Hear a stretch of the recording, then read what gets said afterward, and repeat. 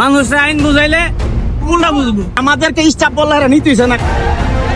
ঘটনা কি হয়েছে এখানে বোঝার চেষ্টা করছিলাম, দেখছিলাম কিছু লোক ট্রেনের ড্রাইভারের গায়ে হাত তোলার চেষ্টা করতেছিল।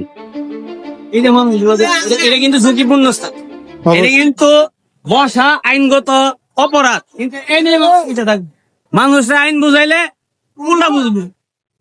আল্লাহ না করো, একটা তার লাগে যদি এর উপরে সবগুলো মানুষ বুঝলে খবর করে। রাইট রাইট রাইট, কারে বুঝাইতেছে মানে হইছে কি মামুর বাড়ির কাহিনী নানি রে শুনাইতেছে, এমন হইছে আর কি বিষয়টা। আরে বোঝামো আর উঠবো।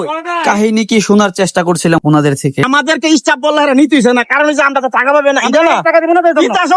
আমরা স্টাফ বললে আমাদেরকে বাইরে হইতেছে রেলের স্টাফ, কিন্তু রেলের স্টাফদের কাছ থেকে টাকা পাইবো না দিকা ওনারা না তুইলা ওনাদের নাম সাধারণ যাত্রী নিতে আসছে।